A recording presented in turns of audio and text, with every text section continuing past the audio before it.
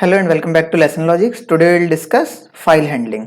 तो file handling क्या होती है, इसकी ज़रूरत क्यों है? File handling is a mechanism by which we can read data of disk files in Python program and write data back from Python program to disk files. कि file handling mechanism वो mechanism होता है कि जब हम disc में कोई एक अगर फाइल सेव्ड है उससे डेटा को पाइथन प्रोग्राम में ले पाए और पाइथन प्रोग्राम से डेटा वापस फाइल के अंदर स्टोर करा पाए, तो दैट इज फाइल हैंडलिंग।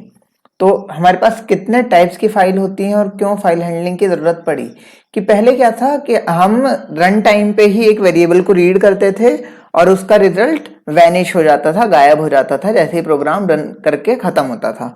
अगर ये चाहिए मुझे कि मुझे फाइल में किसी में प्रोग्राम के रिजल्ट को स्टोर करा के रखना है ताकि मैं बाद में उस रिजल्ट को यूज कर सकूं, तो मुझे फाइल हैंडलिंग मैकेनिज्म की जरूरत पड़ेगी। तो उससे क्या होगा कि जो भी मैं इनपुट दूंगा उससे जो आउटपुट निकलेगा वो मेरा कहाँ पे सेव हो जाएगा? वो मेरा सेव हो जाएगा एक फाइल में, ताकि मैं उसको फ्यूचर पर्पस के लिए, फ्यूचर यूज के लिए, किसी और टास्क के लिए यूज कर सकूं। ठीक है। तो उसके बाद आता है कि डेटा फाइल्स क्या होते हैं, कहाँ से हम टेक्स्ट को या किसी भी चीज को रीड करेंगे। तो हम जो डेटा रीड या राइट करेंगे वो करेंगे कहाँ पे? डेटा फाइल्स में। तो डेटा फाइल्स कितने टाइप की होती है हमारे सिलेबस में है? हमारे सिलेबस में 3 टाइप की डेटा फाइल्स हैं। First is text file, second is binary file and third one is CSV file. तो टेक्स्ट फाइल क्या होती है? Text file stores information in ASCII और यूनिकोड कैरेक्टर। जैसे मैंने ये फाइल रखी हुई है, डेमो फाइल टेक्स्ट फाइल है, कि इसके अंदर देखते हैं क्या है। इसके अंदर मेरा ये डेमो टेक्स्ट है जो मैंने रखा हुआ है। क्या मैं चाहता हूं कि इसमें मैं ये डेटा रीड करूं पाइथन प्रोग्राम में, या फिर यहाँ पे इस फाइल में राइट बैक करूं जो मेरे पास रिजल्ट आए, तो उसके लिए मुझे फाइल हैंडलिंग मैकेनिज्म की जरूरत पड़ेगी। तो this is a text file.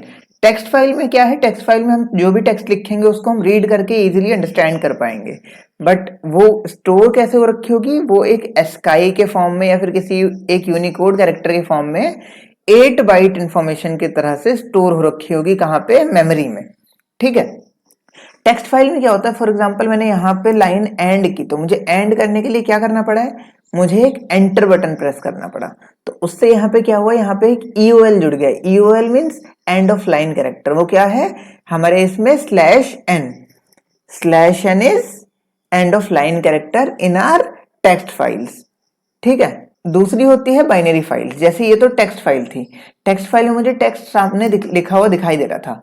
Binary file में क्या होगा? डेटा मेरा एनकोडेड फॉर्म में, बाइनरी फॉर्म में दिखेगा मुझे, कि मैं उसको रीड नहीं कर पाऊंगा सिंपली अगर मैं फाइल रीड करके देखना चाहूँ। जैसे ये तो demo.txt थी, तो मैंने इसको रीड कर लिया ओपन करके फाइल को, बट अगर वहीं पे मैं .dat फाइल, DAT फाइल अगर एक्सेस करूंगा तो वो मुझे इररेलेवेंट इंफॉर्मेशन देगी। जो भी डेटा मेरा स्टोर होता है वो डेटा टाइप की तरह से स्टोर होता है बाइनरी फाइल में, उसमें ट्रांसलेशन नहीं होती, एंड ऑफ लाइन कैरेक्टर नहीं होता, और क्योंकि वहां पे यूनिकोड ट्रांसफॉर्मेशन वगैरह नहीं होती हैं, तो binary files are faster and easier for program to understand. हमें चाहे इजियर ना हो वो, बट प्रोग्राम को अंडरस्टैंड करने में binary files are much easier than the text files. Okay. उसके बाद आती है third, CSV file. CSV file क्या होती है? CSV फाइल होती है कि comma separated values. Comma separated value as in कि मेरी फाइल में किस तरह से डेटा हो। जैसे ये मेरी एक CSV फाइल है, इसको अगर मैं ओपन करता हूं, ओपन विथ नोटपैड, तो this is my CSV file. आप इसमें देख सकते हैं यहाँ जितनी वैल्यूज हैं कॉमा सेपरेटेड वैल्यूज हैं। सेम फाइल को अगर मैंने एक्सेल के अंदर खोला तो ये मुझे टेबुलर फॉर्मेट में दिखाई दी। ओके। अब आते हैं कि डेटा फाइल्स को हैंडल करने के लिए हमारे पास कौन कौन से स्टेप्स होते हैं, हमें क्या क्या स्टेप यूज करने पड़ते हैं डेटा फाइल हैंडलिंग के लिए। इसमें सबसे पहले क्या आता है? इसमें सबसे पहले हमें फाइल को ओपन करना पड़ेगा, कि फाइल हमें पहले खोलनी पड़ेगी, फिर उसमें रीड और राइट के ऑपरेशन चलाने पड़ेंगे, उसके बाद हम क्लोज करेंगे। तो first is open file, second is read and right, third is close file. For example अगर मैं कोई भी कॉपी उठाता हूँ या कोई भी अपनी किसी भी टेक्स्ट बुक को उठाता हूँ, तो पहले मुझे उसको, अगर मुझे उस फाइल के अंदर read and write operation perform करना है, सबसे पहले तो मुझे उसको ओपन करना पड़ेगा। ठीक है। मैंने उसको ओपन किया, ओपन करने के बाद उसमें क्या होगा? मैं सेकंड स्टेप में उसमें राइटिंग स्टार्ट करूंगा। सेकंड स्टेप में राइटिंग करने के बाद जब मेरी राइटिंग कंप्लीट हो जाएगी तो मैं उस फाइल को बंद भी करके रखूंगा। तो सिमिलरली हम यहाँ पे भी सेम चीजें करेंगे। पहले हम फाइल को ओपन करेंगे, देन उसमें रीड या राइट ऑपरेशन जो भी हमें लगाने होंगे वो हम लगाएंगे, देन हम उसको क्लोज कर देंगे। ठीक है, तो स्टेप्स इन फाइल हैंडलिंग के बाद सबसे पहले हम देख लेते हैं कि अगर हमें फाइल हैंडलिंग के लिए फाइल खोलनी होगी तो हम कैसे ओपन करेंगे। तो हमारा ये जो पाथ है यहाँ पे हम फाइल का पाथ दे देंगे कि जैसे कि अगर मेरी फाइल demo.txt यहाँ पे पड़ी हुई है और मुझे उसको यहाँ पे रीड करना है, तो मैं उसको दो तरीके से कर सकता हूँ। First is absolute path method, second is relative path method. Absolute path और रिलेटिव पाथ क्या होता है?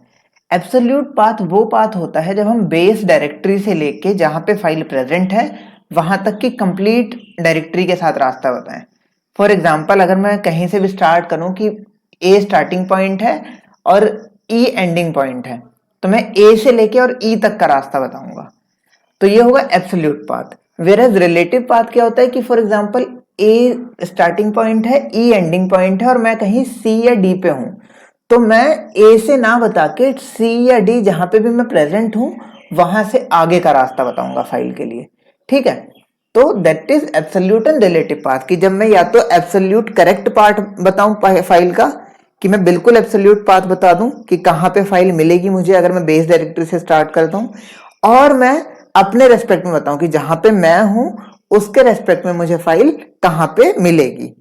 ठीक है, तो आप देख सकते हैं यहाँ पे मैंने डाला हुआ है एब्सोल्यूट पाथ और यहाँ पे डाला हुआ है रिलेटिव पाथ, क्योंकि मेरी ये वाली फाइल सेम उसी फोल्डर के अंदर यहाँ पे demo.txt है, तो ये मेरी रिलेटिव पाथ है और ये मेरा एब्सोल्यूट पाथ है।